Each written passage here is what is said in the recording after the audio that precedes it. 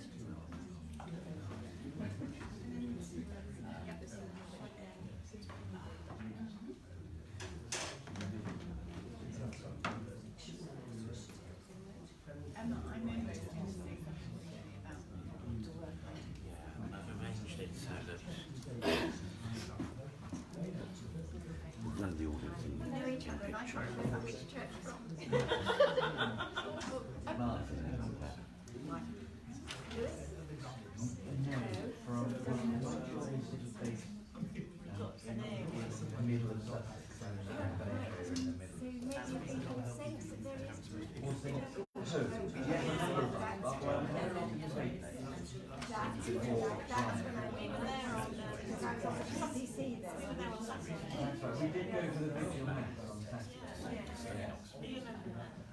I mean, I met just come off.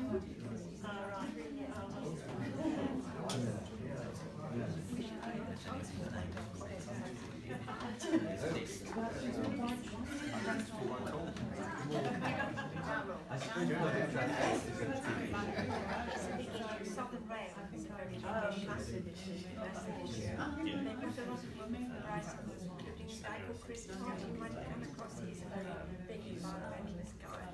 And I worked with him when they were trying to build the park and ride on the grounds of the RSPCA, because I was chair of the RSPCA at the time. And so, and bicycle lanes are a big issue. Yes, that. And also the Valley Garden scheme, which is going to completely block up the traffic, is here to eternity. Well, they're doing Imagine it. it's 5 lanes of traffic coming into one spot. They're doing it because they got they saw that somebody was running through a website somewhere and realised that the government had £8 million to spend on a town centre traffic management scheme. So they said, oh, we applied for it, and then they got it. They got a firm of consultants who come from heaven knows where, not Brighton, and said, oh, we could make it green all the way down the middle, and buses just on one side. Yes. And all the cars on the other side, you're going to be singing, oh, here's the main entrance to the town, but you know, don't worry about that. What do you think of things? I mean, that's got a huge problem with it, as much as we do the cars and events and all that. You basically need to throw a flow that goes through the town, and the other one goes like that. And they've got to work in that direction. Well, it's interesting, isn't it, that transport, do you know how there's a big crowd of PTs as well here in the building? So it'd be interesting to know just how many people One of the difficulties is that every organisation that actually doesn't do that. Like police. So get some people to take there we can tell all our members. You know, really active civil councils, prospective councils. Paul, my partner, is the agent for all the Liberal Democrats in Brighton. It's been a bit of a nightmare actually. And there's a lot of Republican candidates. They've never been getting there for many years, but they get candidatitis. Suppose the other two gets chucked out for some reason. They haven't got their papers in time, or they've got the wrong signatures or something. I find myself elected, you know. And then they start sending. We had to one of the local Brighton websites asked them to send in a CV why they wanted to know the council. So what's their Guy was actually one of the sacristan of some church. They did 2 pages. You know, they were looking for like a small paragraph. Yes. Paul's had to edit them all and then try and placate everybody who didn't get it. Well, here we are. Yes, if I was chair this week, I would say, please consider 2 votes. It's a reasonably intimate room. Really, I was working at the hospital. I did appear at the hospital. I remember part of the chaplaincy team up there. I have to say, I was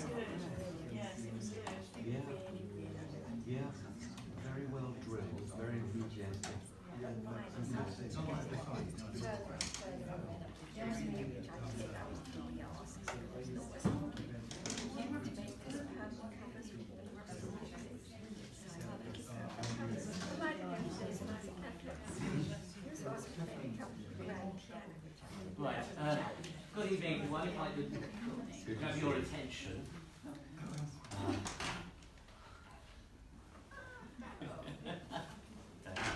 Come up.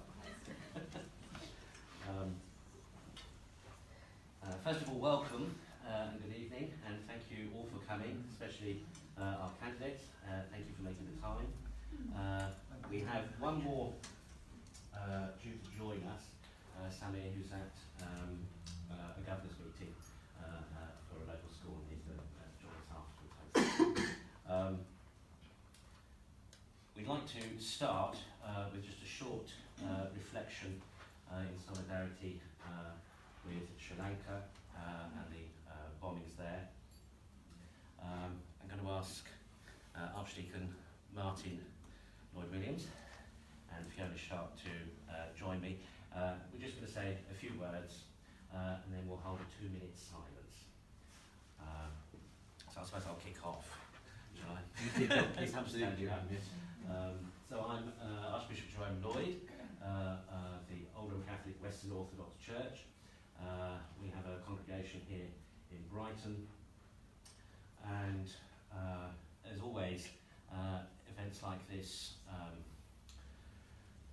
very painful for us all to experience and to have knowledge of, and particularly, of course, when it's, as it were, of our own people, and we have a very strong sense of affinity, particularly with the Catholic Church, and it was the Catholic Church particularly that was targeted in Sri Lanka.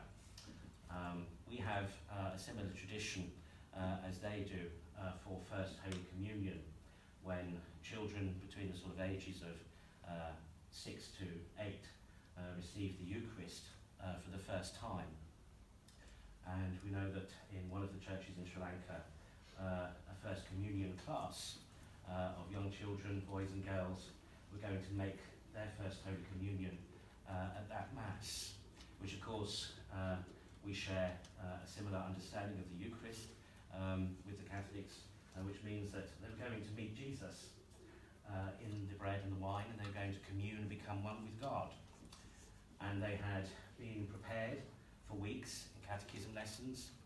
They had their families would have spent a lot of time and effort in preparing them for First Holy Communion. Rather like prom night for secondary school, First Holy Communion involves dressing up, the boys in shirts and ties, and it's very binary, I know, but a very cis story, but they tend to dress smartly, and the little girls wear sort of little bride's dresses and things like that. There would have been great excitement among those families. And they were, of course, they would have been near the front of the church, and as we saw in the video, the bomber walks into the church and walks right up to the front. Perhaps the consolation on one part is it would have been very instantaneous and quick for the children. And if I might indulge, it means that they were indeed going to meet Jesus, but perhaps in a way not quite that they expected, but one which for us as Christians gives us some consolation. Our belief in the resurrection, our belief in Christ's triumph over death, and for the innocent ones, for the little ones, that they will join him straightway in paradise. But I just wanted to give that story. I don't usually give information like that in these sort of scenarios, but because sometimes perhaps with so many of these sorts of events going on, we can become somewhat numb to the human story, the human element involved.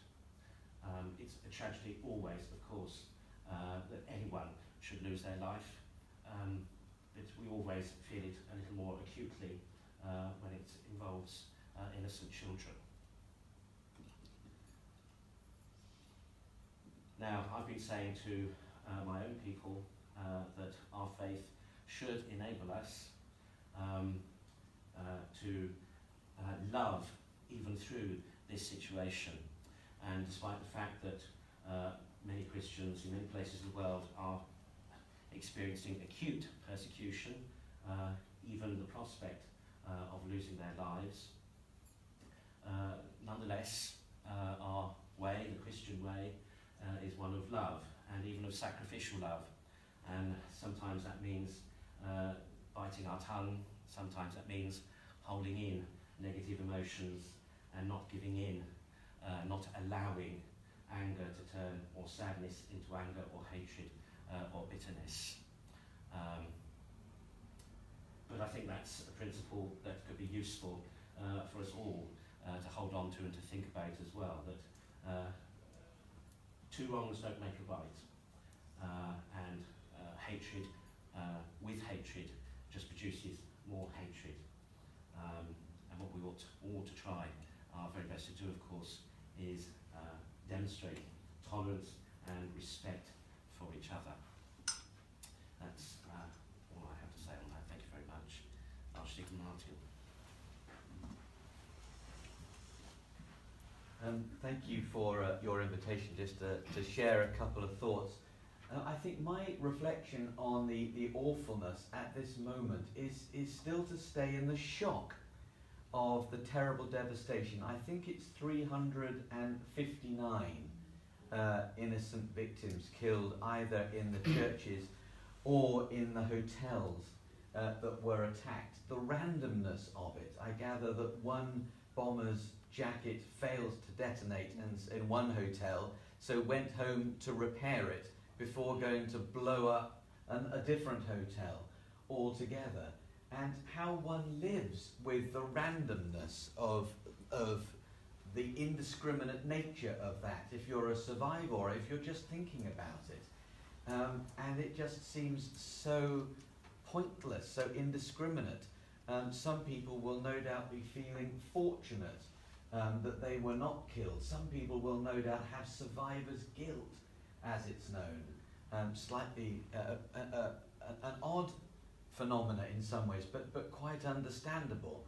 And the trauma and the aftermath of these things just goes on for a very long time. And it comes, of course, after the attacks on the mosques of Christchurch, New Zealand on the 15th of March, just about 5 weeks before. And it strikes me that the only way that actually anyone, any community can get through these sorts of things is by somehow absorbing this level of trauma and catastrophe in some sort of corporate way. The only way that you can absorb these things is by absorbing them together.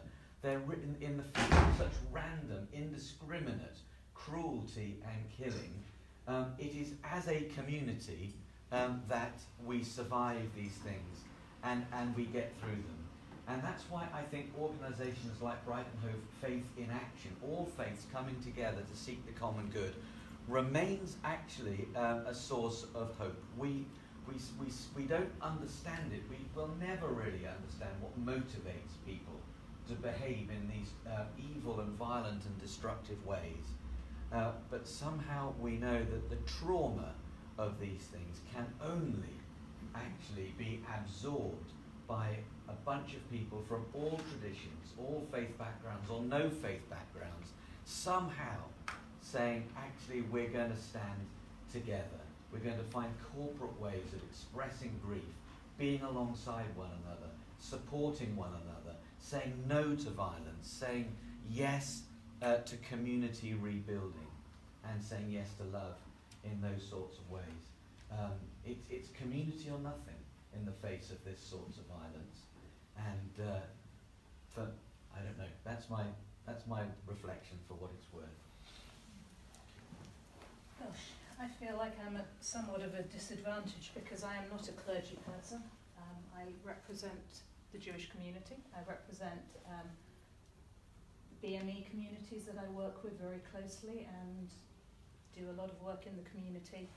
And my reflection is that Emma and I just had the privilege of running up here from the commemoration of the 25th anniversary of the massacres in Rwanda.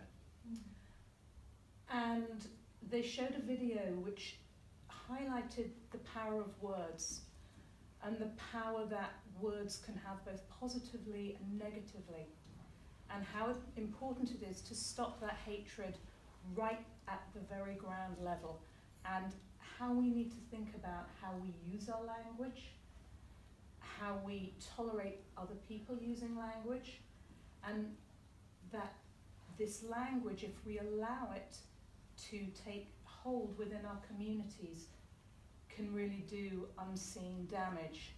And there was a really, really stark image that compared some of the iconography, some of the language that was being used in the Holocaust in Nazi Germany and that was used in Rwanda. And as a Jewish person, I'd actually never seen that before, and I found it really quite horrifying. And we see images of hate all around us. And I think whether we are people of faith or people of no faith, but we are people of humanity, I think we all have an obligation to stand up for one another, to stand up against hate, and know that we are our brother and our sister's keeper, and to remember that as minority communities, we may sometimes feel quite isolated and quite small, but if those minority communities work together, we then become a majority, and we are so much stronger. So I remember the victims in Sri Lanka, I remember the victims in Christchurch, I remember the victims only 5 months before that in Pittsburgh, another community where people were targeted for their faith. And I also remember those that were killed in the true massacre and real modern day Holocaust that occurred in Rwanda. And I would just remind people to think about the words that we all use and the words that we share, and for us to be more aware of what we do and to stand up for our fellow citizens. So thank you, and thank you all for being here. Alright, so if I can invite everyone to stand, and we'll just observe a 2-minute silence. Together.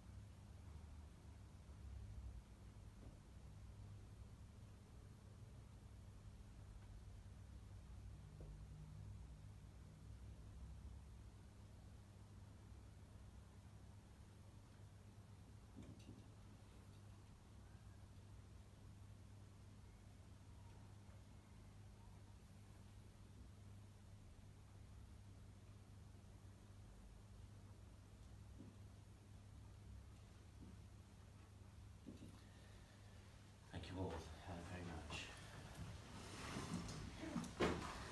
Now, just to ask, we did ask, I think we got all the candidates, we may have missed out though, and they said they're okay, they're happy to be filmed. Is everyone in the room basically happy to for us to record this evening.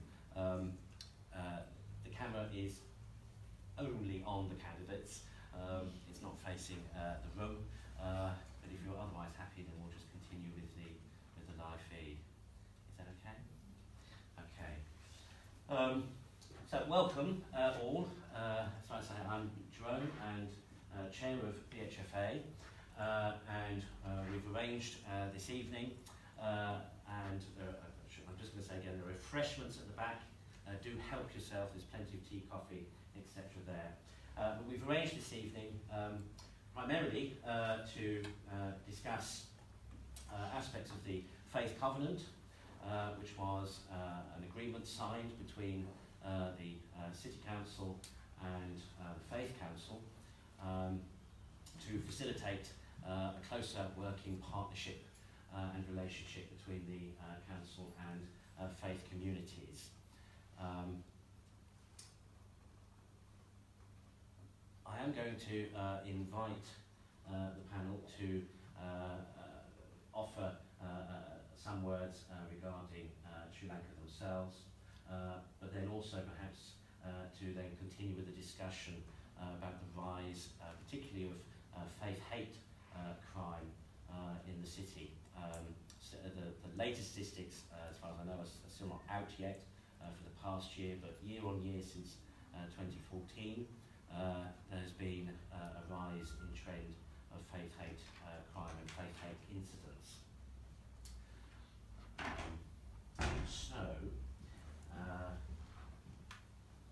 If we start at an end and then go round, are you ready? Are you prepared actually to start? Yeah. Okay, so Ashley Ridley from the Index. And perhaps actually if you could introduce yourselves and your parties as you go along. Turn up the mic on this. So, Oh, it'll pick up. okay. Hi, my name's Ash Ridley. I'm standing for the Liberal Democrats in Hollandine and Stanley. My reflections on the Sri Lanka bombings is I'm not personally faith, so I see it from a different perspective. But the way I see it is I can't comprehend how anyone. Sorry, hold on. I can't hear. Oh, sorry. Excuse me, do apologize. But we couldn't hear what you were saying once that kettle came on. So I can't comprehend how anyone of faith or not faith can commit such an atrocious act on anyone, because every life for me is equal, and it's not fair on anyone to lose their life so young or on the age at all. So that's my reflection. My name is Suriaki Jones. I'm standing for the Green Party in Preston Park. I think the most striking thing about both Christchurch and Sri Lanka was the fact that people were targeted at prayer. And for me, it's a time when you're particularly vulnerable. You are communing with God, and to be targeted at that point seems to be a particularly atrocious act. I mean, obviously, to take any life is terrible, but to take a life at that point just seems to be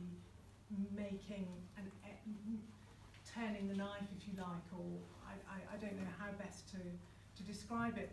But Fiona talked a little bit about Rwanda, and I've had the great privilege to meet a singer-songwriter called Jean-Paul Samputu, who his parents and other members of his family were killed by somebody who'd grown up with Jean-Paul and was his neighbour. And after this, Jean-Paul descended into this spiral of hate until he found that he was becoming the person that he never wanted to be. He was just being totally eaten up by this hate. So he turned it round and actually managed to forgive his neighbour publicly. And now he goes around the world talking about forgiveness and how you rebuild a community. And I've met him a couple of times. He is the most extraordinary person. He has this aura about him, which, yeah, I mean, it's just quite incredible. So what I'm basically trying to say is hate gets us nowhere. And as Martin said, you have to look at community and addressing this as part of the community. So my name's Alistair McNair. I'm Conservative candidate for Patchman Hollingbury. I remember the tsunami in Sri Lanka, and my Methodist minister, I was a Methodist then, lost all his family at the time. And of course this is not the same, but it's another atrocity, man-made this time, which they'll have to deal with. It's very hard. But I work at the University of Brighton and I teach international students. And I think at least one of the bombers was educated in a British university. And it brings it right here. You know, Sri Lanka's a long way away, but in many ways it's very close, and we're all dealing with the same issues. And you think, as a teacher in that classroom, you know, what difference am I making? You know, we're grappling with this as individuals here now in the UK. It's not over there. It's here. How do we deal with it as individuals, as teachers, as students? Is one of my students going to do the same thing? Yeah? What responsibility do I have in that? There's all these questions that we have to think of ourselves. I'm Emma Daniel. I'm a current councillor and candidate for Hanover and Elm Grove for the Labour Party.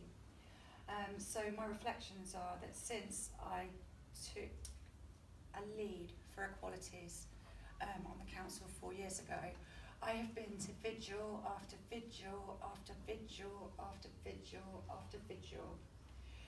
There is a global crisis, and you've got to think of the context, the global context. We have a global refugee crisis.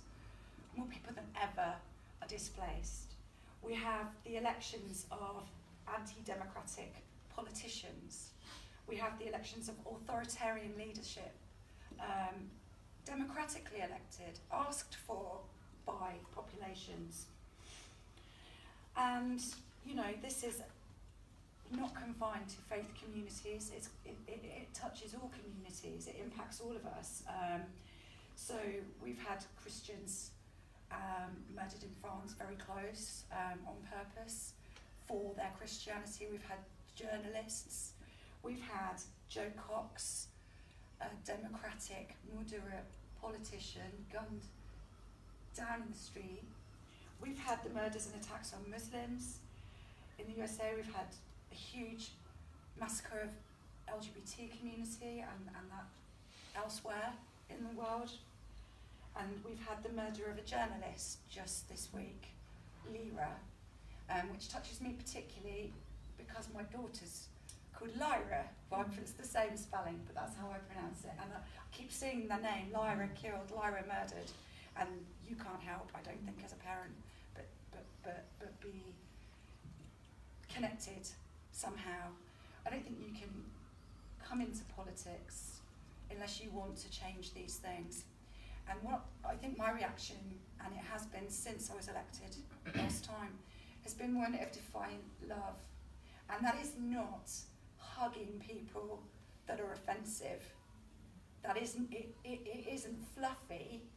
It isn't, you know, wearing a badge and being silent. Defiant love means challenging people. It's that you might defend someone's right to be a bigot, but you don't have to, as a leader or as a councillor, pretend it's respectable or give them a platform or entertain a debate with them. It's the courage to stand up to words that hurt, ideologies that are dangerous, and most importantly, most crucially, and what takes most courage and is most painful and most exhausting within your own community. That's where it really matters. And that is the challenge for us all. Thank you. I'm Birgit Miller, and I'm standing for Labour in Hangleton and Knoll. I was thinking about the language, and for me, some of this boils down to how we see ourselves. We speak of ourselves as tolerant. I hate the word tolerant. I tolerate somebody's bad behaviour. We tolerate somebody's obnoxiousness, their rudeness. You do not tolerate somebody's being. You do not tolerate their essence. And this is the problem. Until we accept and until we love and we are willing to include everybody, these atrocities will keep happening. We have to change our own language. We have to change how we see each other, how we speak of each other, because as long as we tolerate, we other people, whether it is Muslims or Christians or Jews, whether it is BAME community, where it's LGBT, but we other. We do not tolerate each other. We must accept and love each other. And until we do, if I cannot do that, I cannot see myself as a Christian.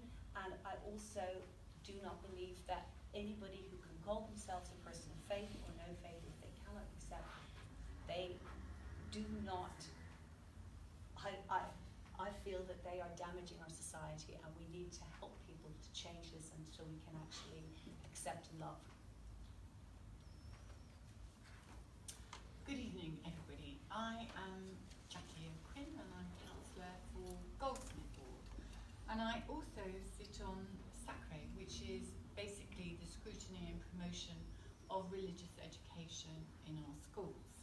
And so I'm very committed to that, and we have people coming to the Children and Young People's Committee showing the work that young people do in this area. And as an ex-history teacher, I'm only too aware of the persecution of others for their faith. Over the centuries, it just goes back so far. And sadly, this persecution and hatred still exists in the world today. Hasn't got any less. And essentially, it just leads nowhere. It leads to more hatred and more violence. And that's against nearly all religions, Coptic Christians, Catholic, Muslims, etc., etc. And, you know, the events in Sri Lanka have been horrifying. And I know both my children had their first communion, so I could understand what you were saying earlier. And I'm not a Catholic myself, but my children went to Catholic schools. And so this is, to me, this is horrendous, what's happened. And I think it's brought us all to focus on this. But my one great thing, also as a teacher, we talk about all these things. We talk about all this ignorance and hatred and so on.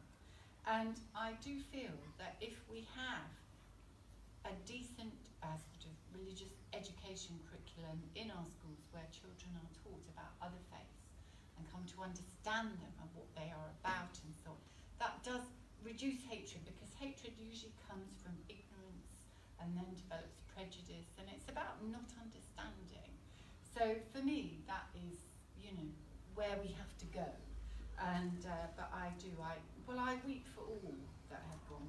You always think, but for time and space, there go I. And you know, it's a very sobering. Hi everyone. I'm Juan Baeza. I'm the Labour candidate for Preston Park. And I think I echo a lot of what Jackie said. I think these things that occur internationally, nationally, and then locally as well. I mean, the hate crime figures that were reported by the racial harassment forum. Yeah, exactly. Where I remember I went to council where they presented their report, which was amazing in terms of the data, but also very depressing in terms of what's happening just locally. You don't really have to look internationally. And I think it's almost that it's a symptom of disillusionment, lack of education, or lack of understanding. And I think politics is actually quite crucial there, because it's how we can tackle those things. It is disheartening and shocking, but I think we need to use that shock and disillusionment in a positive way to try and see that we are all different and we are also all the same. And it's only by understanding each other that we can overcome this. I'm an atheist, but I learned a lot from, I'm originally from Chile, and we came over here in 1974 after the Chilean coup, and my uncle was a priest in Chile, and he was very much in the liberation theology. And that was all about understanding and freedom, about being able to actually help your fellow humans in a community spirit. And I think it's from the local that it starts. And so I think it's by starting locally, that's why I was interested to come to this forum. Although I'm not from a faith, I know that the faith communities, as I say, from Chile, but I know here as well, do a lot of really good work with vulnerable people. And that's where we've got to do it. If we do that, then it can only flourish. And that is, I think, the way that we can try and create a more equal and just society that respects everybody, and we can live more happily as a community. Hello, good evening. My name is Daryl Tellis, and I'm standing in Brunswick and Adelaide ward. I can't help reflecting really on something that happened 20 years ago to this very week in London, where there was a spate of racist and homophobic bombings. As a Catholic and as a gay man, those events where there was 3 bombings in Brixton, Brick Lane, and then in Soho, brought together communities in London in a way that nothing had previously done. And I was at the centre of the response to that crisis. So the first thing I'd like to say is that in moments of crisis, in moments when our faith is really challenged and really put under the microscope, I think there are times when that is the best of us. The best of us can come forward in those crisis moments. And that's something I think we need to hold on to. Secondly, what I'd like to say, that in response to that crisis, as a director of the London Civic Forum, we brought together all faiths and people of no faith to respond to it. And it was lovely to see that generated local forums throughout the country, throughout the city rather, of London, at a borough level. And I agree with one, is that that's why this is so central and so important for our understanding. There's one of the issue that we do come together, that we do acknowledge difference, that we do value it, and that we don't tolerate anyone who doesn't. One other thing I'd like to say as a person of faith is that I am aggrieved, shall I say, because I don't want to say anger, but I am aggrieved at those of us who blame religion for the tragedy. I think that fails to understand the context of what we're dealing with. We're dealing with hatred, and I certainly know no religion that deals or is based on hatred, pure hatred. So I would ask agnostics and I would ask atheists to remember how they remember that, and reflect on how they respond, particularly on social media, to events of this kind. Because as we were so gratefully reminded of, it is people of religion that have suffered much more than anyone in this climatic era that we're having. In Pittsburgh, where the Jewish community was targeted, in New Zealand, where the Muslim community was, and now tragically my own community in South Asia. So let's be tactful in the way that we respond to crises like this. The last thing I'd like to mention is that when I came to Brighton and Hove, I was still politically restricted, so I couldn't stand as a candidate or anything like that. But I did get involved in launching the Hope Not Hate branch of Brighton and Hope, which is still flourishing. And Joe Cox, of course, symbolises everything that that organisation and others do, is that there is more in common that we have, and the unity that you've shown through the Faith Covenant, and that we will continue to show, whoever gets elected actually, on May the 2nd, is that thing that inspires me and should inspire all of us and our children and their children. Thank you. Thank you. Can I ask if anyone from the floor would like to offer an observation or a reflection, or indeed to ask a question? Yes. I just wonder, times gone by, if there wasn't a group of people very much like ourselves sitting in a room saying, what are we going to do about the Crusades? They're absolutely murdering everybody, this rampaging army.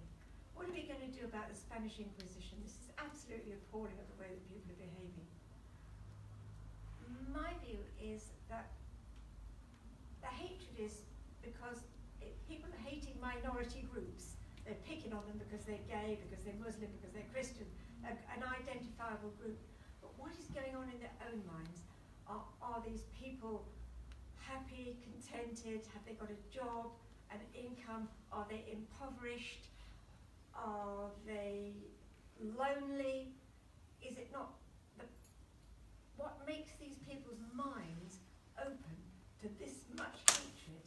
And that, I think, is perhaps one of the things that we ought to be thinking about. You know, is it the desperately poor who are doing this? Or is it the people who are totally defranchised? I don't really think that that I believe that they're latching on to something which gives them justification for going for another group of people. Can I add? I've heard a lot of narratives from politicians and from other people. There's a lot of trying to figure out why it's happening. It's as if it's a new phenomenon. There was a lot of worries of tolerance, values, hatred, misunderstanding, but not a single person mentioned evil. I think that from a person of faith, that's really the first word that would come out naturally, because there is understanding of good and evil. For people of no faith or agnostics, that's not a connection that people make. But I think it's quite important not to muddy the waters with socioeconomic status or some kind of conflict or regional conflicts. It's a lot deeper than that. That is something primeval in us. That's something a lot more deep and transcendental. And I'd quite like to hear a bit more of, I don't know, less narrative and a bit more maybe ways of, you bring out education and turning hatred, but can you really believe that you can educate evil out of society? That's a good question. Thank you. Identify themselves. Okay. Tarek? Yeah, sorry. If right, in future, if you could just introduce yourself very briefly, if you're happy to. Tarek, you caught my eye. Yes, hello, good evening. Thank you very much for setting this up. Ladies and gentlemen, I represent the Muslims, all the Muslims pretty much here today, and about 10 or 11,000 of us. You see, the politicians are the people who have the power to change, and really they are the people, you people that, if you want to be politicians, you are the people failing us. Now I'll give you one very good example. Our Prime Minister before, Mr. Cameron, unfortunately, has to be a conservative. At the time of the election of Sadiq Khan as a Muslim, going for London Mayor, he chose parliamentary privilege to save lives. In the past, people have spoken lies against the Jews. Why do we have this anti-Semitic problem that's going on? Why are people in the Jewish community have guards in synagogues? For years and years they've had guards. Now the Muslims have guards in Britain. We talk about being the most tolerant society. It's the politicians who are failing us. Mr. Trump has the power to tweet against a Muslim woman, radicalizing. So that time that Boris Johnson talked about the Muslims and the niqab, there was no need to discuss this. Muslim women had their headscarves pulled off, they were being attacked. You should go on YouTube and watch how many Muslim women were attacked, and how many young children, because they are the defenseless ones. How many of them were attacked? So you as politicians are failing us. So in Britain they're failing us, in America they're failing us. In Europe, for power, they're failing us. The really Scandinavian countries, they're failing us. You go and look at the anti-Muslim hate that is being spewed out by politicians in some of those countries to win elections. Lies upon lies upon lies. So when is this going to stop? Are we waiting for another huge Holocaust to come about? You know, Muslims have suffered quite a lot. You look at what's going on in Burma. You would have thought that the monks were the most gentlest people. And they are the ones who are throwing young Muslim babies on fire. They are raping or helping to rape Muslim women and then cutting parts off. Go and watch it on YouTube. And people have the audacity to record all this. They are bulldozing earth over live Muslims in a trench. And people are watching and recording this. And what has the world done? Nothing. How long is this type of behavior going to go on? Have we not learned anything? So all of you who want to be politicians, you need to look within yourselves. Who do you hate? Words are great. Yeah, fantastic. But what are you going to do? If you don't hate somebody with a different color, different creed or culture, why are you not doing something more about it? Huh? Why are you not doing it? Why do we see this in Britain going on and on and on? Look at the blacks brought in the 50s. Christian people. Parents of my friends. Most of them are dead now, like my parents. They couldn't go to church. They had to have their own flipping churches. No wonder the ghettos were created. Then people like me, or my parents from India and Pakistan came in. They were also shunned out. Why did they create ghettos? Because this is where we found solace within our own communities. Why were we not welcomed?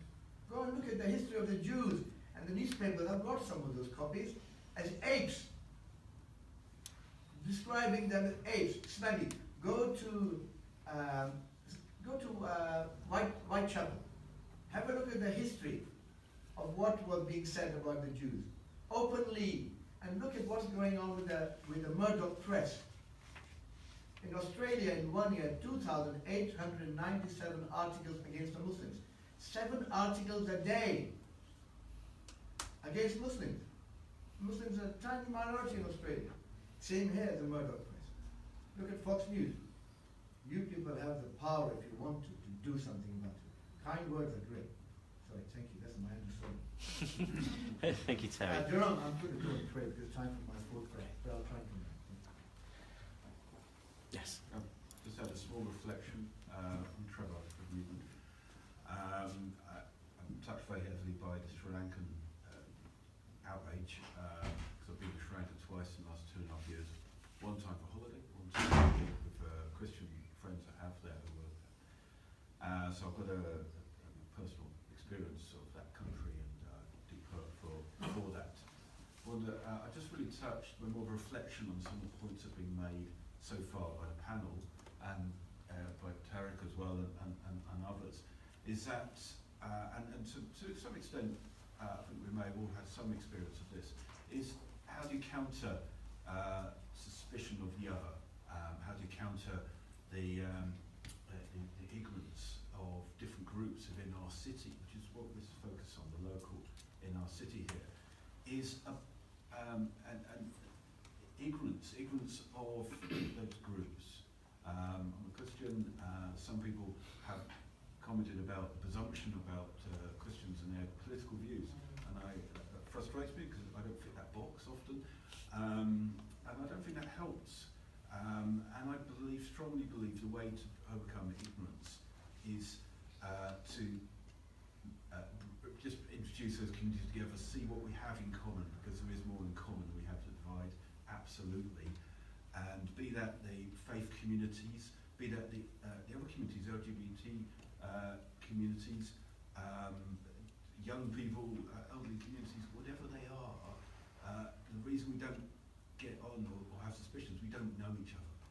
And I think so importantly, I'd be very interested to see how the candidates and the parties really want to try and work out how to bring community cohesion across community, not just everybody gets on, but actually communicates so when there is a suspicion of the other, that those divisions that don't need to be there are broken down.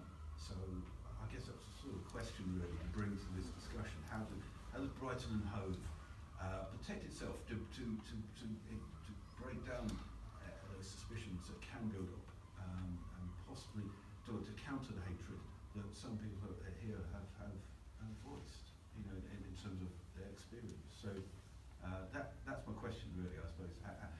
What do the parties locally propose to try and break down those barriers that may be there? Okay, thank you, Trevor. Yes? I'm Frances Lindsay Hills, I'm Christian. I'm an ex-councillor as well. And we had a brilliant mayor many years ago called Alf Feld, who was very Jewish. And he did a huge amount to bring the community together. He had us all coming to the synagogues. I mean, I'd never been in a synagogue before. He had all the councillors traipsing through the synagogue. He'd have all sorts of cross meetings, which actually did a huge amount of good. And there were a very large Jewish community in Brighton at the time. I can't remember, there was a nickname for parts of Hove. And I can remember my mother telling me that when, I think it was the King's Hotel, had the Star of David actually printed on the outside of the hotel. So there is a certain amount that the council can do. But I mean, it's incredibly difficult. I remember, I feel very strongly about the welfare of animals. And when I was a councillor, I wrote an article which said that I did not think that the council-owned abattoir, which we had at the time, should be having kosher and halal killings there.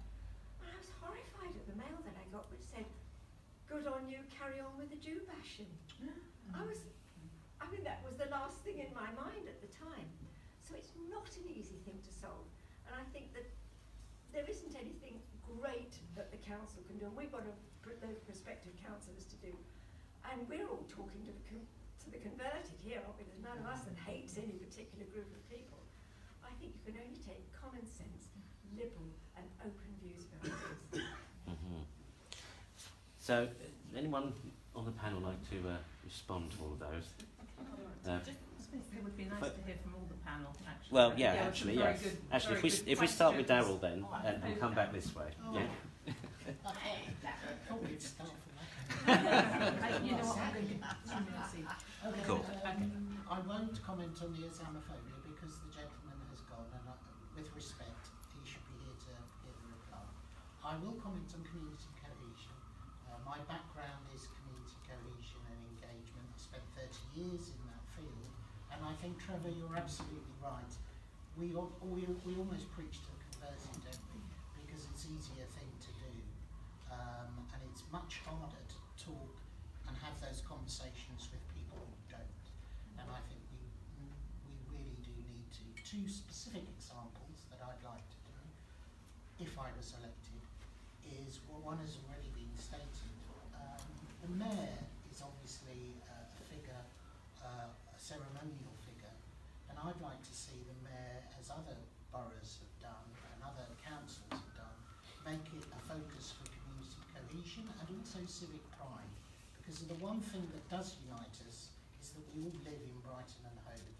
And to build a pride in our neighbourhood will, I think, mean that we build a pride on our neighbours. And I actually think that's really important.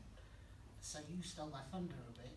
I would like to see the mayor's role enhanced as a civic engagement role, and certainly not abolished or anything like that, but given more functions around community cohesion.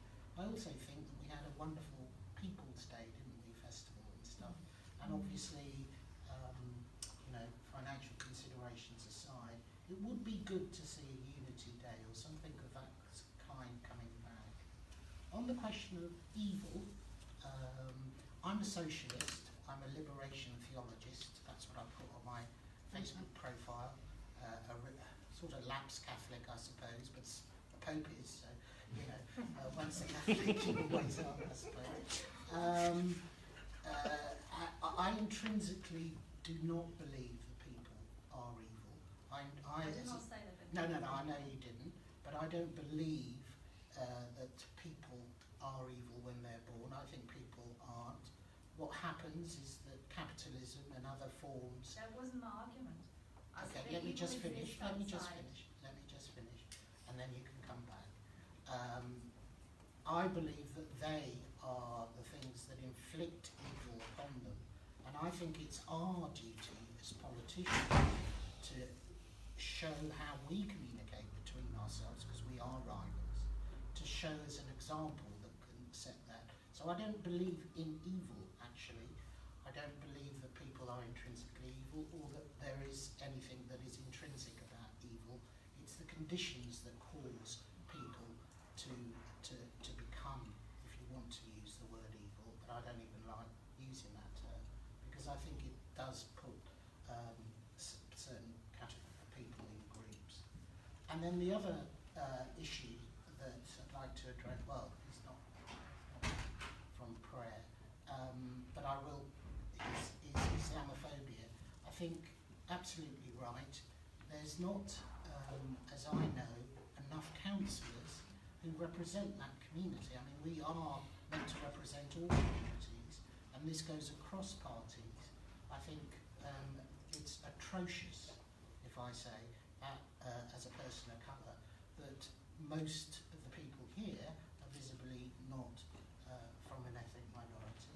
I will represent a ward which has a lot of Coptic Christians from Syria, etc., who are refugees and cannot understand that, quite frankly, why the council doesn't reflect themselves. So I think this is a challenge for all of us, and I haven't seen any politicians really come up to, and this goes across all parties, come up and meet that challenge.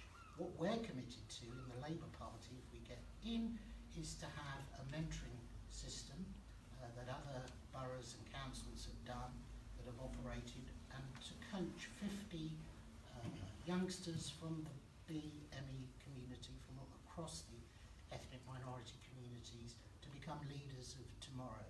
And I think that's really important, that whoever gets into power addresses the underrepresentation of people from certain faith communities. So that's my direct response about Islamophobia. Lovely. Thank you, Daryl. Can I just have a short remark? I did not mean people are evil. There's quite a big misconception. I think that you should maybe clarify that from a Christian perspective, that there is a certain thing as evil and people can channel that in their deeds.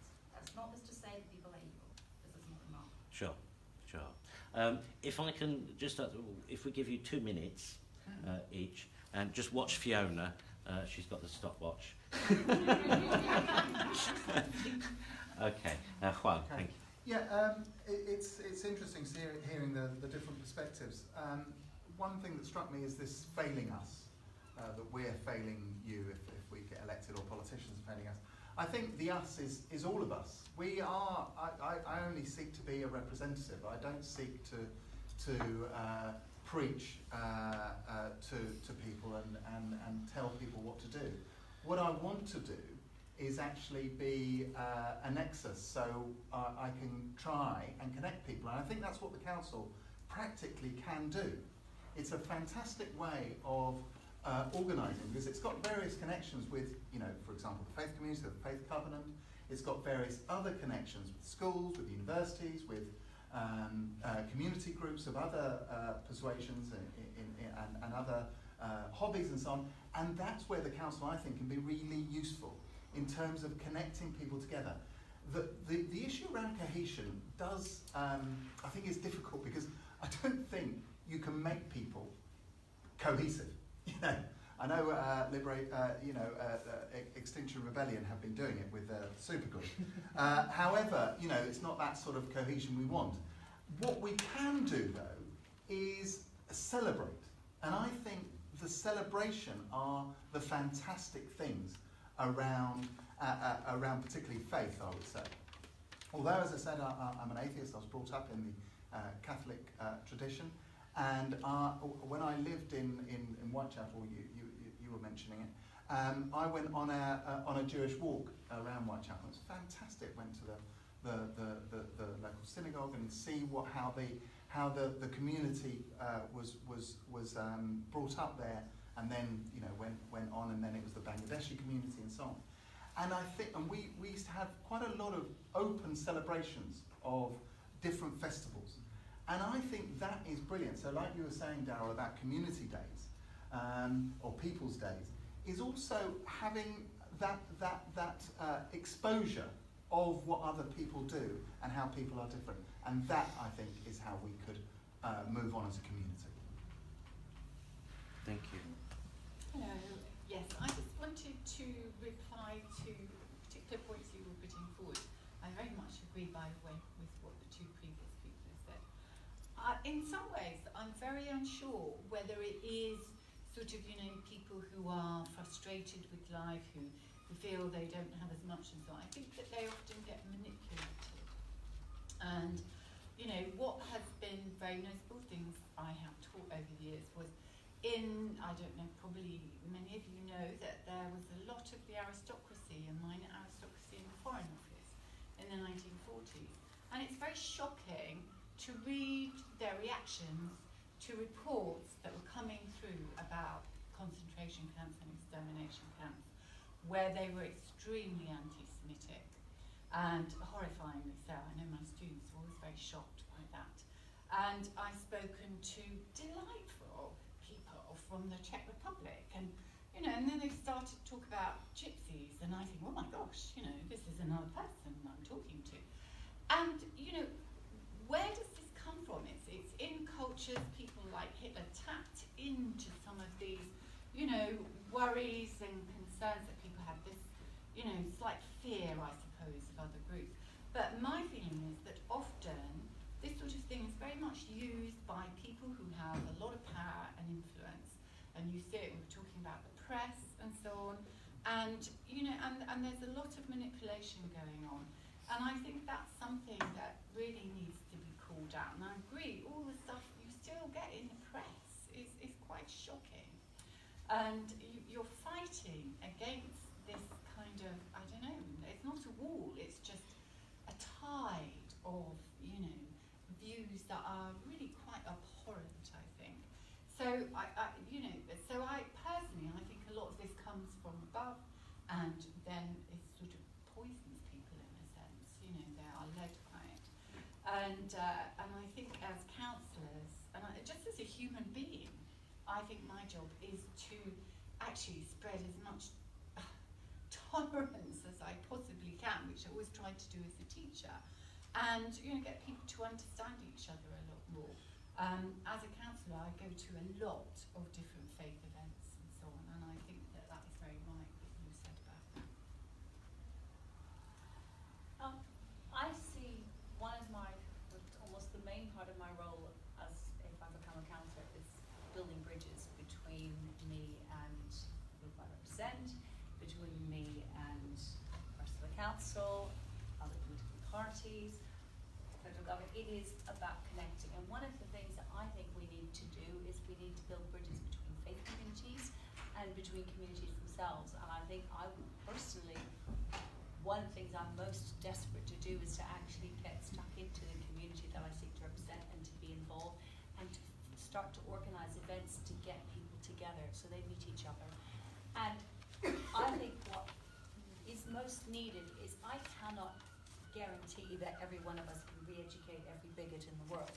But the more people who know each other and can defend someone against a bigot, that is how we will win. If we have enough people who understand each other, who do have Muslim friends, or do have Hindu friends, or have Jewish friends, or have Christian friends, have atheist friends, and gay, BAME, trans friends, and we are talking, then there is somebody to stand up and say, no, this is wrong, you mustn't do this. So we have to build bridges, and we have to organise events, and it's things like organising interfaith events, it's organising events between, for instance, the trans community and Christian churches, or between Muslim. It's just building bridges, and that's the only way we can change society. And it can start locally, and it can start start in each constituency and each ward and each road.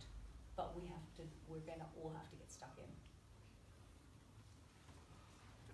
Okay, so there's a lot of questions in there. I'm going to try and cover some of them overlapping.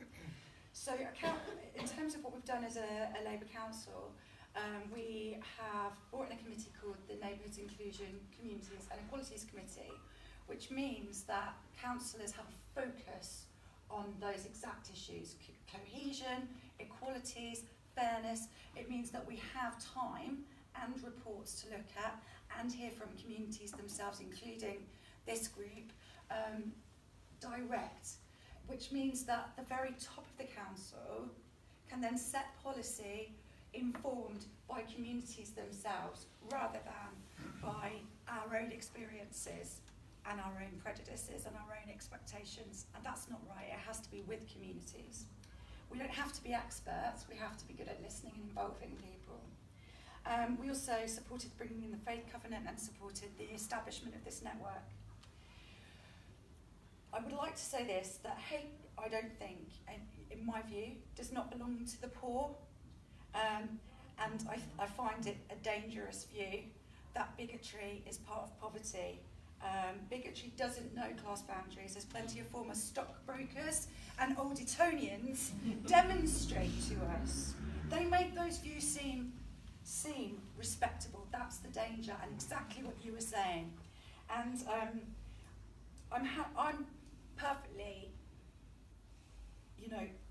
ashamed to be part of a party that has an anti-Semitism problem. But what I won't do is run away. What I will do is face up to it. And I think that the Conservatives need to do exactly the same, because they have an Islamophobia problem. And pretending it doesn't exist helps no one. We have both, as major parties, been distracted perhaps by our own issues as parties, factions and so forth, rather than focusing on tackling those structural issues and those cultural issues that have emerged. And we need to get better and we need to deal with it. Now, one of the other things we've done as decision makers, as councillors, and I will say this was unanimous across all the political parties, was sign up to the IRHA. My own friends, my own community protested that, wrote to me criticising that decision, and we all stood firm and did the right thing. And this is what I was saying when I go back to, it starts with your own community. You can't change another person's views. You have to look at yourselves. And that, I think, is leadership. And that is what I think we need, not only locally, but nationally. Dostoevsky wrote about terrorism in the 1800s in what was Russia then. Conrad wrote about terrorism and the secret agent in the early 1900s. We think we're better now, that we're surprised that there's terrorism. We should be shocked, but we're still the same. We haven't improved our education. We're richer than we've ever been before. Poverty's declining relatively, globally, and yet we still have these issues. Is there a crisis of belief in this country? We used to be a Christian country. Are we a Christian country now? Are we confident in being able to say we're a Christian or Judeo-Christian country? We have lots of labels for ourselves. We all label ourselves, well, we're all labeling ourselves with political parties, but people like labeling themselves, I'm LGBT or conservative or whatever, which is fine. We're drifting away from each other, and then we have to build bridges to come back towards each other.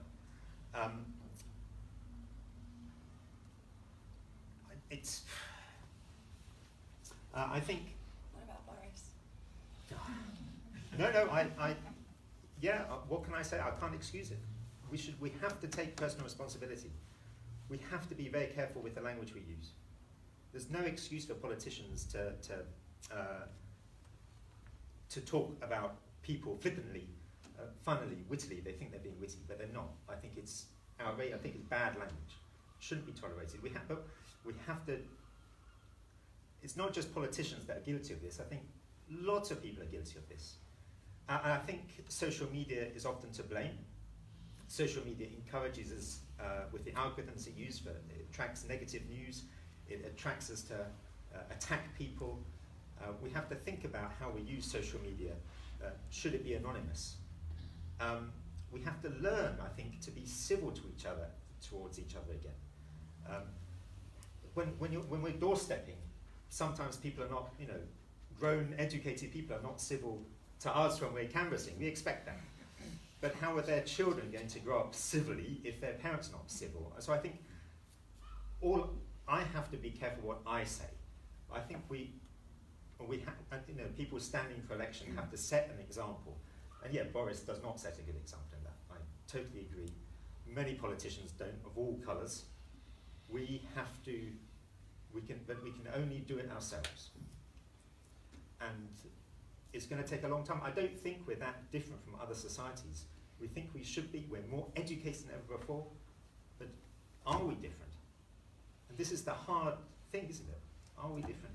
Maybe we're not. And that's, just think the number of people that go to university, the multiculturalism, the friends that we make all around the world, the travel that we can do, and yet we still have this issue. Why is that? I can't answer that question. But I can try and watch what I say, and as a counsellor, if I'm successful, of course I go to church, I go to St. John's in Palmyra Square, and I will go to as many faith functions as I possibly can. That's all I can do personally. A number of people have said that hate comes from an ignorance of the other, and I'd just like to celebrate a number of projects that exist in Brighton already which are bringing people together. So for example, you've got the Brighton Table Tennis Club, which has sessions for refugees. They take a lot of the young people from the most deprived areas of the city, but also, it's basically open to anyone. There's a women's only session, you name it, they've got a session for it. And the work that they do in bringing people together is fantastic, because nobody questions the person on the other side of the table. It's just, can you play table tennis? And are you free for a game? And it's that sort of thing that will establish a community and make people friends, and then they start questioning their backgrounds. But by that time, they've already established that safe space. Also, you've got the interfaith group with the interfaith choir. I think that what we need to be doing as councillors, if we get elected, is to concentrate focus on how we can help those groups and help them expand and create others that do similar work. So one of the things that we've got in our manifesto is talking about making rooms and buildings available for community organisations and giving them in-kind support. We've also, on Daryl's point with BAME, we would reserve places on the Policy and Resources Committee for members of the BAME community. Faith communities are doing already in opening their doors. Again, we need to do more. I think the council could do more to connect those communities, but it's a question of supporting a lot of what is already there. And what else? We've got a commitment to develop partnerships with community homelessness and church projects, because there are many church projects that already work with the homeless. And also, of course, my initial involvement in anything to do with politics is probably through Refugee Week, because I ran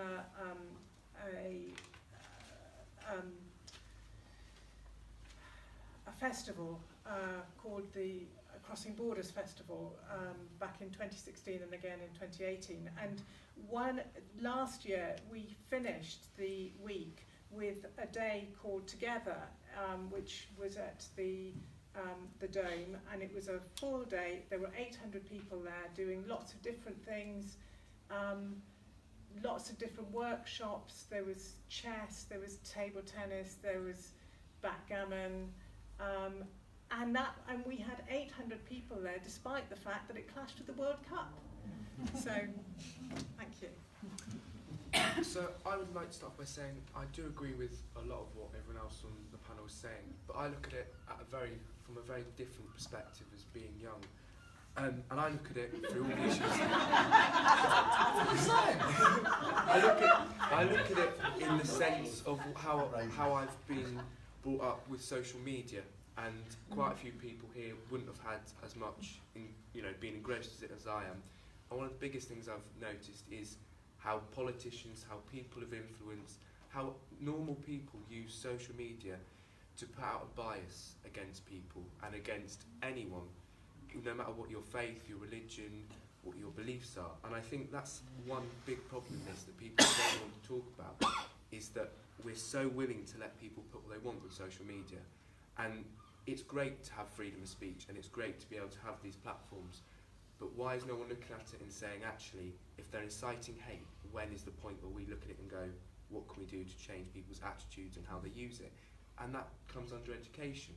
Young people need to be educated on what they can put on, as well as the older people who also need to be educated. I think it's more about making people aware of what they can say on social media.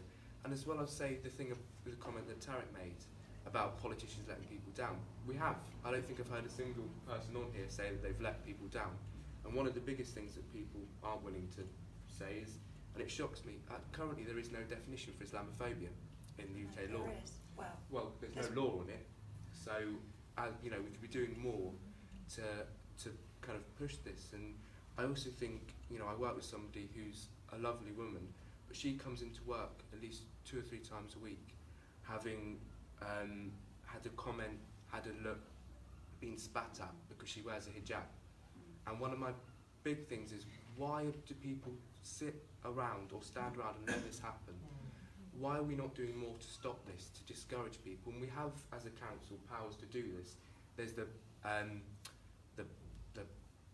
PCSOs, which are Public Order Acts, which will enable us to stop people from using threatening, violent, hateful language in a public space. So we can look at ways that we can use this in the council. So we can either ban people from being in the city centre, we can fine people for using offensive language. It's stuff that the council hasn't done. And I think that's something we need to start looking at, is, do we want that language in our city centre? Or do we actually want to say this isn't okay? We're supposed to be an open and tolerant city. Why do we just allow it? So I think there's lots of ways that we as a city and as councillors can actually take more action. And that is a really good power that we have that is underused. And it's used in other ways that, some people would say is more controversial. So one of the things I'll be looking at is ways that we can use it to, stop people being hateful towards people, making people feel uncomfortable for having their faith and religions. So I think with that, we talk about people coming, together, working together, but if you're being targeted, it's hard. It's hard to want to work with people who are not being respectful of your beliefs. So we need to have a more respectful outlook on everyone. And I think at the moment that hasn't been the case. So yeah, that's what I've got to say on it. Thank you. Chair, I'd like to just clarify some of those points because they're not accurate. So we do use antisocial behaviour legislation, and we do give people orders, and we have an antisocial behaviour team that will work with victims of hate crime, whether that's in their home or in a more public space. And we will serve people, and we have served people with prohibitions from using specific spaces, and we're very willing to do that. There may not be a legal definition as such of Islamophobia, but just like with the IHA definition of anti-Semitism, we would support the definition of Islamophobia that's been and importantly developed by Muslims with parliamentarians, and we would like to, like we have with the anti-Semitism definition, bring that to Brighton as an advisory way of looking at whether something was in fact either anti-Semitic or Islamophobic. And so I think we are looking at those definitions too. And parliamentarians are right now looking at how to stop people using social media in that way, and the responsibility of social media platforms. And if you are interested in that, there are select committees, I believe, going on at the moment, so people are giving evidence on that. So I think there is work in that direction, and yeah, I just wanted to clarify that we do use those powers. I think I'm just going to jump in and add that actually the council, and it was a decision of the council as a whole, has been incredibly supportive of an initiative that has happened on the local buses to make people travelling on buses much safer. There was a whole campaign about hate crime, about being able to report hate crime. With the support of the council and community safety teams, the buses have developed a programme. They've trained drivers. There are reporting schemes, and it has been incredibly well supported by the communities they worked with. The bus company worked with the Racial Harassment Forum to make public transport in Brighton. This is the first city that's happened in England, to make public transport safer for anyone to travel on, but particularly because there was a call from the Racial Harassment Forum from Muslim women who felt that they were particularly vulnerable because they're so easily identifiable. So I think that there are some very positive things that are going on, and I think this council has been very involved and very supportive of a lot of the work that minority communities and faith-based communities have requested of them. So I think it's important that, you know, while politicians need to take responsibility and everybody standing for the council needs to be aware of the responsibility that is, the current council and the councillors and the NICE committee under Emma's leadership has really done some amazing work with our communities, and I think that is to be applauded and to be noted. Tarek? Yeah, ladies and gentlemen, we have a young chap here. The mixture of young and old is the most potent line to success. Really. This is the most, so we have more young people coming into politics. Believe me, that will be the greatest mix Britain could have. Enthusiasm, this is it. Can I just say, look, hate crime, words of enticement to kill and murder, this is what you people have got to out. I cannot just get up and say something bad about Jews and get away with it. You should not be able to say anything bad about a Muslim that entices somebody else to kill me. I mean, do you really believe what you're saying is going to stop somebody else from killing another person like Joe Cox? Are you really serious? This man, look at his history, who killed Joe Cox. No record. But he was radicalized. It's a word I don't like. But he was persuaded to such a degree that he went and had the guts, the audacity to go and kill this woman. What's happening? What happened to those people in Christchurch? What happened to those Jews in Pittsburgh? Somebody radicalized, persuaded, changed a person to go and kill innocent people who he never met, never spoke to, never knew, young boys, young children, disabled people were murdered in cold blood. For what? Enticement to murder, enticement to hate speech. It's got to stop. You people have got to do something about this. Let Brighton Hove be the first. Let us be the beacon to do something about it. You've got to do something. We hear about all this flipping fighting going on in the council. Really, you've got to work for us. You've got to work for your people. You've got to work for the children. You've got to work for the old and disabled. You've got to work for the people who have gone and fought for Britain and have come back and are missing a flipping arm and a leg, and we treat them as lepers. There's a whole spectrum of stuff we need to do as British people. outstanding British people. There are forefathers like Wilberforce and Thornton and other people. Did they just create this platform for us for nothing? All those people who died in the First and Second World War for us, did they die for nothing? Come on, you people need to do something. Help us, please. This is a plea from us for you to do something, please. Can I just say, you can help us by getting us elected. Look, there are 11,000 Muslims. I don't know how many Jews that you could say, but we want a fair and just cake. We want a fair and just life. Look, I tell you, as a practicing Muslim, I had a practicing homosexual working for me. It was a Philippine drag queen. Used to change his clothes in my hotel and go. Never did I say a bad word about him. I don't want to say his name now, but he worked for me for years. Years. Muslims don't do all the stuff you see about Muslims, this and that. It's rubbish. Yes, Muslims do bad things. Christians do bad things. Jews do bad things. Yes. They're radicalized to, persuaded to do bad things. They're bad. They are bad people, yes, who do bad things, except they're evil people. The rest of us are not. The majority of us are not evil people. And we can cancel this if we work together. Thank you, Terry. Yes, over there. Hi, my name's Paul, and you'll be amazed to hear I'm a friend of Ashley's, even though I am very old. And I want to say that he's going to cast his own vote on the 2nd of May for himself, and it'll be your first ever vote. So, as other people have said, we do need every generation involved in politics, and I think it's great that Ashley has taken that brave step. I'd like to ask a quick question of our Conservative friend, and great respect for you for coming. If Boris Johnson becomes Prime Minister, will you resign? Well, he said that Boris Johnson's remarks are completely unacceptable. Well, I think it's a fair question. The Conservative Party, like the Labour Party and the Liberal Democrats, is a broad church. We've got lots of different opinions. I work with the Conservatives locally. I want to represent Patcham and Hollingbury.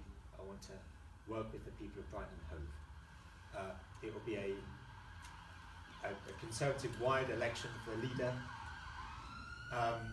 Leaders come and go. So no, I want to work with the councillors in Patcham and Hollingbury because I think they're good people, and I think I would let them down if I resigned from the Conservative Party. That's what I care about more than who my leader was. I don't necessarily like all the Conservative leaders that we have had anyway, and I'm not going to speculate about who will be leader in the future. I want to work with the people, the Conservatives, and the other people in the council in Brighton and Hove. That's all I'm worried about. I know it's very difficult for voters and for me and local politicians to separate the national politics from local politics. We live in very interesting times, but I'm doing my best to focus on the local. Okay, Daryl. Do you know what? I go on the doorstep now, it's been a revelation actually canvassing, because as I've always said, I've been an officer before in local government. The people who really know what's happening are actually going to be these people here, the ward councillors, as long as they continue to connect with you. And people are fed up of politicians resigning, actually. I've heard loads of people say, we're just fed up with you not making decisions and not doing what you're supposed to be doing. And actually, I welcome what the Conservative, this is probably the only time I'll probably say this, I welcome what the colleague has said, because at the end of the day, we do have labels. We're Labour, Conservative, Liberal, Democrat, whatever, and if we decide to leave the party, then I hope they will have the honour of standing down and having a by-election. What I can't stomach from the last set of councillors was that when they did leave the party, they didn't do that, and they should have done that. And I make a commitment that that I stood on a Labour manifesto and I'm a Labour Party candidate. If I decide to leave the party, which I don't think I will, it's probably my allegiance to the Labour Party is like my allegiance to a football club or even to I shall never give it up. But if I did, I would step down and allow people either to vote me in as an independent or whatever party I went to. And I think there is a real failing on politicians to be honest and to say that more often. And they can't fathom out. And now I think we've got about 6 or 7 different slates now standing for the European elections. There's 2 Brexit parties, 2 independent parties, you know, and it's just, I think, on our behalf that we stand and represent the people who voted for us, and then the other constituents if we get elected. And if we disagree with the party on anything, we should stand down and there should be a by-election. I personally hope that there's a changes to the law so it's easier to recall people. You know, we've got 2 or 3 MPs, for example, that have been, you know, broken laws, and yet they can still be members of parliament and still decide on laws upon us. So I can't see why that can happen. Okay, Cyril. I just wanted to make it clear that the Lib Dems are not the only party with young candidates. We've got 5 who are 25 or under. Yeah, one to the back. Also in the same position as having voted for the first time in a local election and also voted for myself, which was really nice to do, but I've already done it. Is it Tarek? Sorry. Yeah. So when you were speaking before about the way that the monks were behaving in Burma, I've grown up, so my mum used to take me to a Theravada Buddhist monastery, and so I'm in a weird position of having grown up with lots of monks and nuns from a Buddhist, also Theravada Buddhist background in the same denomination as those in Burma, though of a different lineage. And for me it's utterly horrifying to think the way that, because in Buddhism we have this idea of a triple gem where you have Buddha, Dharma and Sangha, and the Sangha are meant to, you know, provide this, you know, generosity and provide spiritual guidance to the community, and seeing how that has corrupted the entire political and social situation in Burma, I think is genuinely horrifying and has really made me struggle on some level with, despite the fact that I've had such amazing experiences with monastic Buddhists in my life, how that can be turned on its head, something really pernicious. It's just awful. It also did remind me of when I first went into Brighton Town Hall, the fact that we have Aung San Suu Kyi as, I'm trying to remember what specifically given her, but she's some sort of honorary citizen to the city, despite the awful things that on some level she's presided over, and that to me I find very uncomfortable. And you know, if I do become a councillor, I feel very unhappy about the fact that that's the case. So yeah, just wanted to. Thank you. Fiona.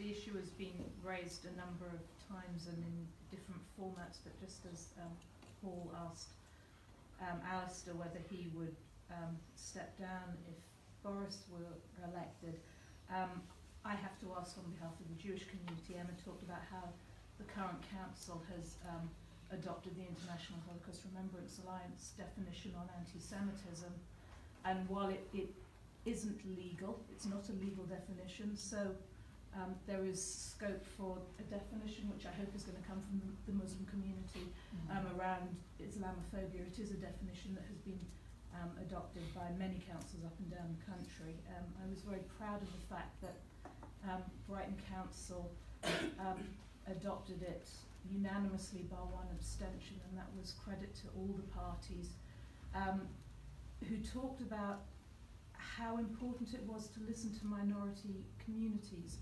And while there are problems with the definition, and it may be problematic in some parts, what was really important for all the councillors was that they felt they needed to listen to the Jewish community and how important it was to us as one of the smallest minority communities in the city. We have, a last count, 2,500 people left here now, and how important it was for us. So while that definition may be problematic in certain areas, the fact that it was so important to the Jewish community meant that the council felt that they really needed to stand by us in solidarity and to support that.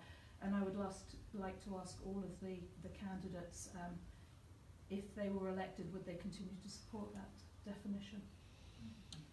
Unanimously. Absolutely. Yeah. Just a quick vote. A quick show of hands, perhaps. Everybody say the same thing. A quick show of hands. I mean, it's just a yes or a no. I mean, there's no, you know, no trick questions here. I just, you know, it's important for the Jewish community also to know where candidates stand, and as you have decided to put yourselves forward, you know, I'm asking you all just where you stand. If I'm elected, I would stand by it. Yep, as is. Yes. I was one of the founding members of Exeter University Jewish Society, so I do take these issues seriously. I would have to read about it more, and as a candidate, I don't know anything about this particular issue and where the Conservatives stand on it. I would hope, you know, but They voted for it. unanimously. All right, well, if they voted for it, then I would vote for it. But, so I was trying to be, you know, you as I understand. said, the current But yeah, council votes unanimously by one all right. abstention. So Then I would yeah. definitely, yes. Actually, it wasn't an abstention. There was One abstention who didn't didn't come to the meeting. vote, Yes. but everybody else in that voted for it. The other 8, I think, weren't there. For what reason, I don't know. Yes. Thank you. Yes. Yes. Well, I mean, the Labour Party has voted it in and the council has voted it in, so I would obviously follow the Labour Party rule and the council rules on that. Thank you. Okay. I think it's important to say a little bit more about anti-Semitism, though, because unfortunately this election has been marred by one candidate, for example, from the Labour Party having to step down.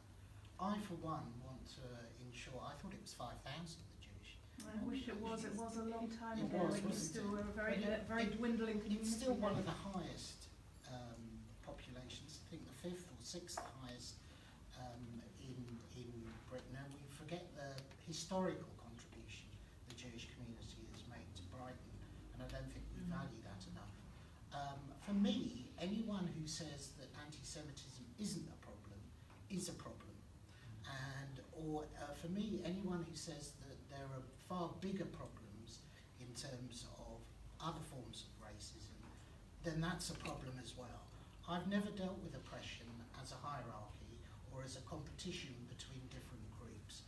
And one of the good things about the faith community and the council and the covenant is that you respect other oppressions, etc. I'm a black, Catholic, disabled, Spurs supporting, older, a lifetime limiting illness. I can only say that, probably, and get away with it in Brighton and Hove and in not many other parts of the world. I think we get sometimes a little bit removed about what we've achieved here. And for me, I'd like to make it absolutely clear that anti-Semitism isn't just another form of racism. It is a distinct form of oppression, as is Islamophobia. And anyone who doesn't accept that in my party or in other parties should be ashamed of themselves. And anyone who says that it's all whipped up by other people, again, it's wrong. On the day that 40, let me say that 4 times, 40 Conservative people have been suspended, many of them candidates, and on the way that the Labour Party, as I have to say, has failed to take this issue seriously enough. It is a shame, and we can't just blame social media. It is a shame on all of our parties that we haven't dealt with issues like Islamophobia, anti-Semitism, or faith-based discrimination enough. And so for me, yes, but anyone who doesn't think it's an issue, that's their problem, and they should get out of the party as well. Thank you. So will you and all the candidates campaign tirelessly to make it unnecessary for mosques and synagogues to have bouncers on their doors at times of worship? Absolutely. It is an absolute, it's an abhorrence in this city. But it's not only places of worship. I come from Finchley, you know, a Jewish community. Buses now, on buses, have to have patrols from the Jewish security movement because people who are wearing skull caps, etc., are victimised. But So at it's the not moment- even places.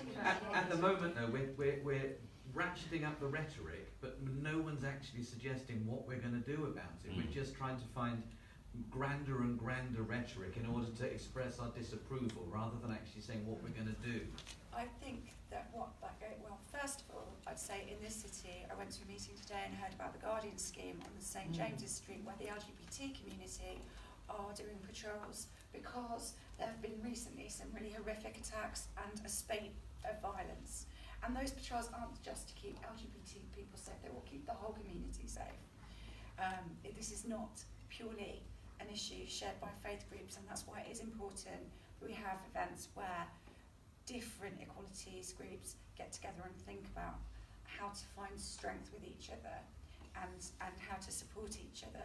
I don't think it's fair to say, on the one hand, that words matter, that words hurt, that words instigate violence, and then say, you're just saying words, you're ramping up the rhetoric. It takes a lot for a politician to say about their own party, we have a problem. Yes.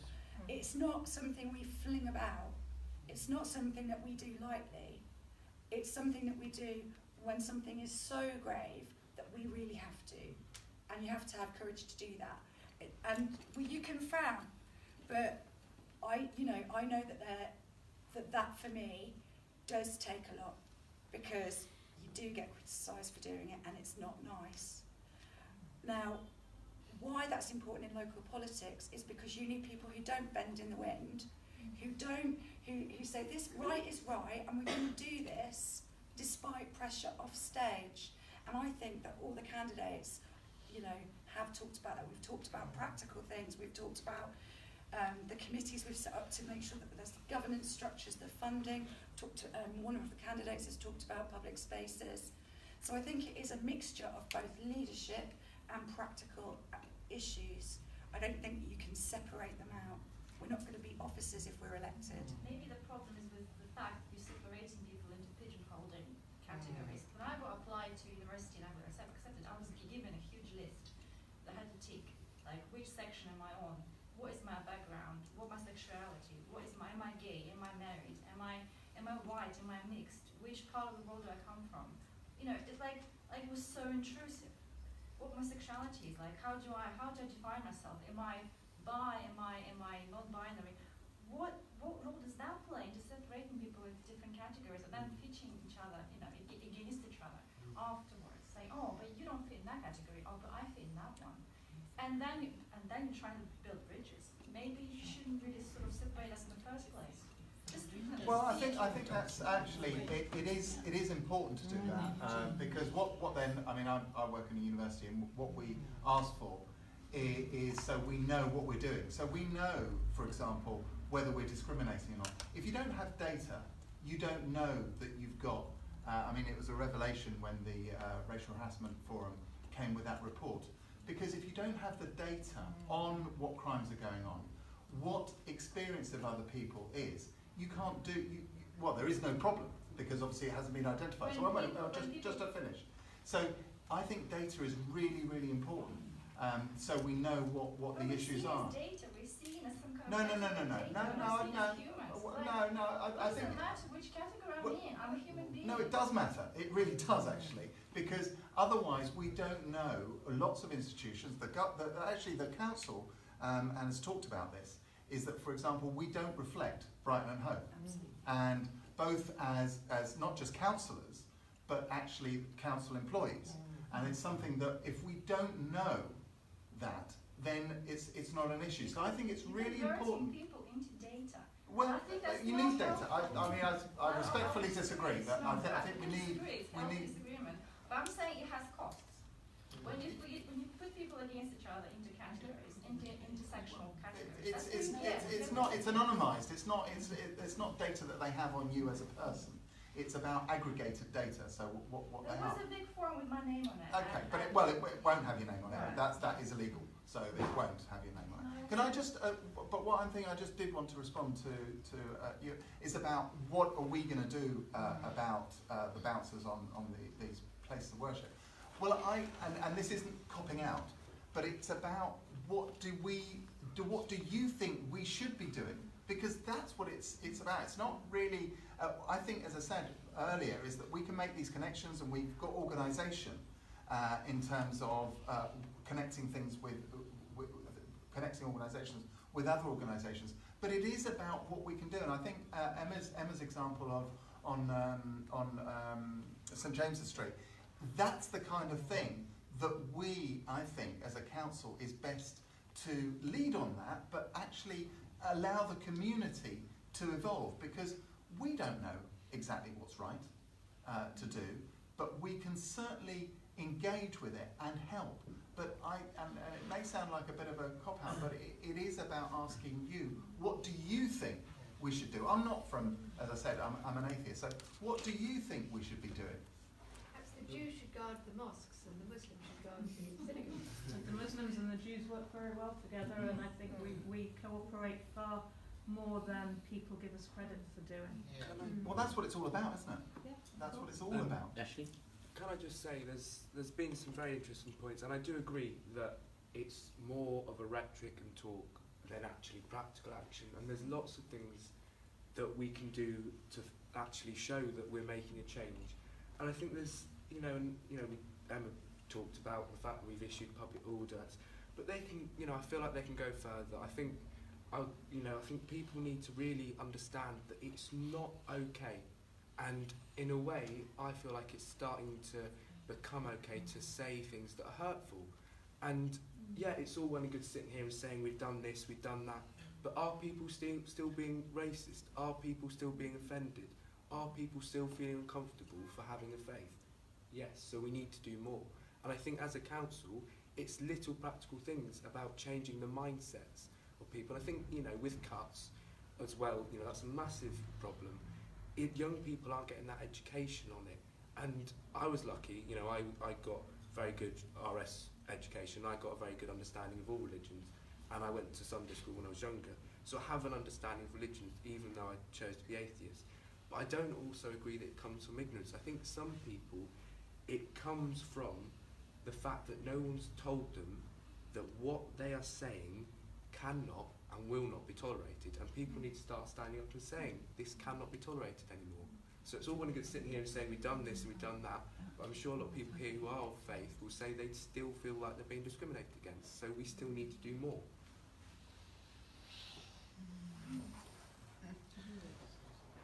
Anyone?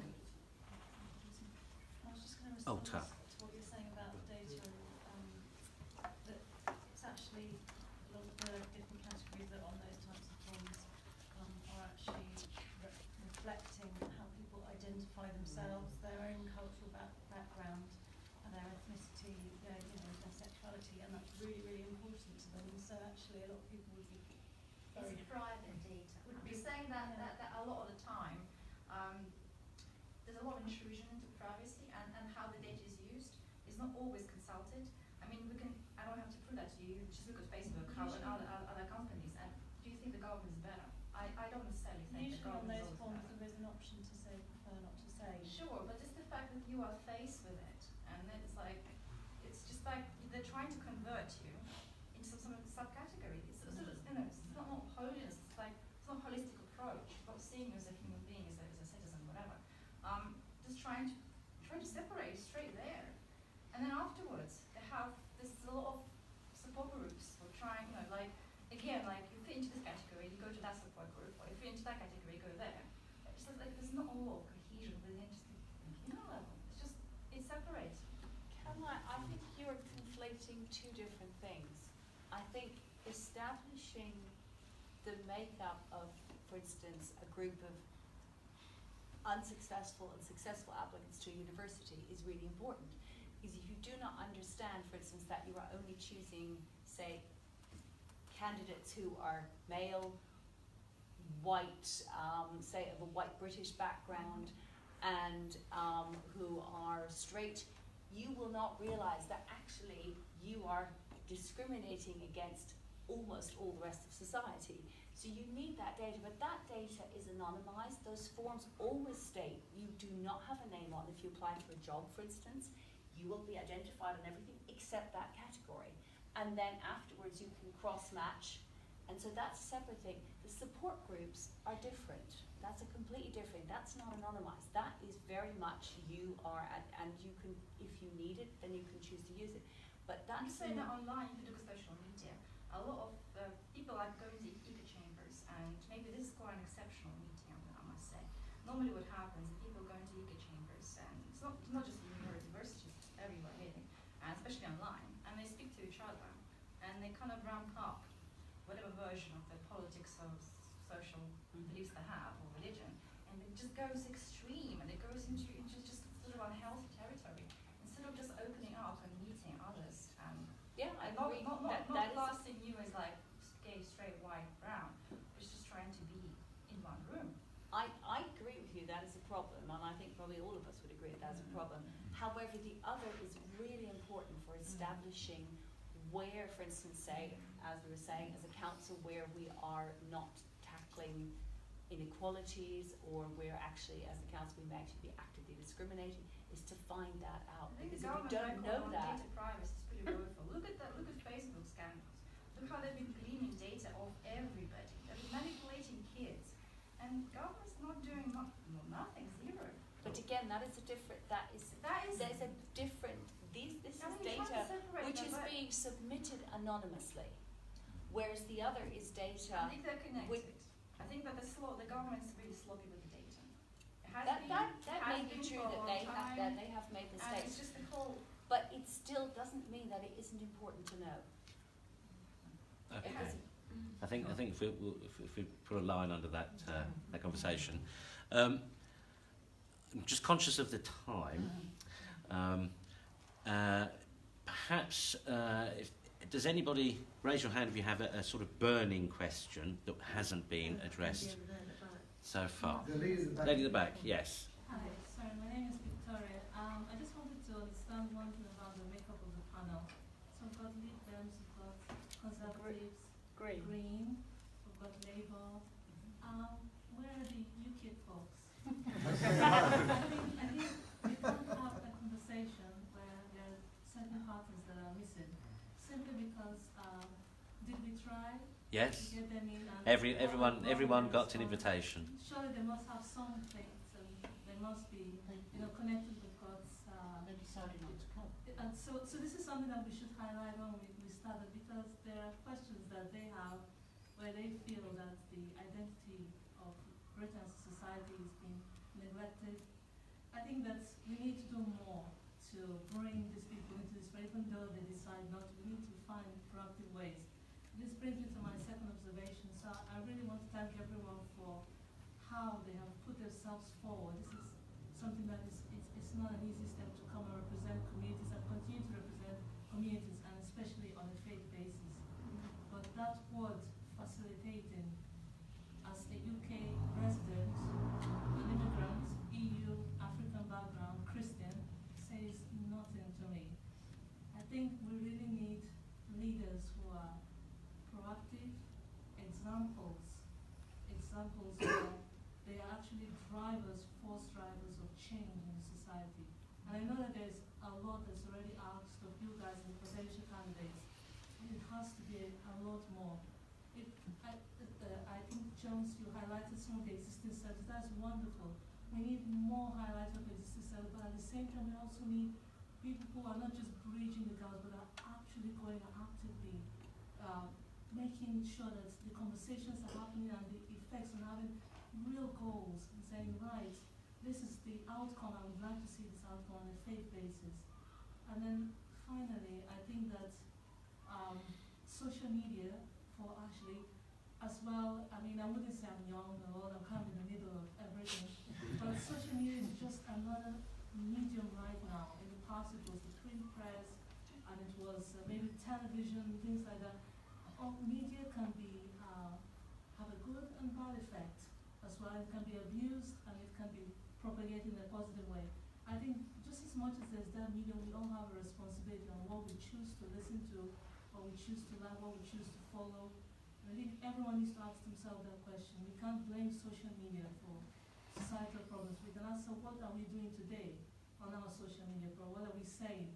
What are we trying to, what do we think we want to say? What have we said? Or will we be able to own up to things that we have said that was just wrong or misunderstood? So these are the things I just wanted to say. But really, let's try to get YouTube into this kind of forum next time. That should be our challenge. I mean, at the end of the day, I can assure you that everyone was given the opportunity, but it was up to them, of course, whether or not they replied or whether they wanted to come or deemed it worthy of their time. They must have, even if you have an atheist here, they must represent something. Oh. Okay, yes, Trevor.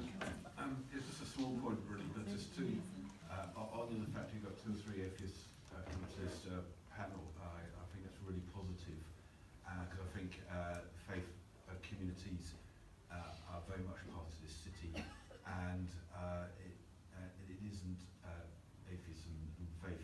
It's about working together as one city. I just think it's so important to bring that cohesion together to make sure there is good communication. People have no faith with faith communities, so there's a good understanding there. So I just want to really point out and honour that. That's okay to do that. Lovely. Okay. Well, I think we'll perhaps draw things to a conclusion there. So thank you all very much for coming, and thank you all very much for giving of your time. Thanks for the opportunity. I will just say that on June the 6th, Thursday, June the 6th, we have a Celebrating Faith event, Celebrating Faith in Action event, meaning an opportunity at the open market for all our various faith-led and faith-inspired, on the 6th of June, from 11, is it D-Day? From 11 a.m. till 3 p.m. at the open market. And there will be stalls with our various faith-led and faith-inspired projects, able to sort of basically tell the city what it is they're doing, and we're going to have hopefully from 11 till 3. It's a Thursday, is that right? That's a Thursday. Yeah. Excellent. Thanks. Okay. Thank you all very much for coming. For further events, bhfa.org.uk. Thank you all. Bless you.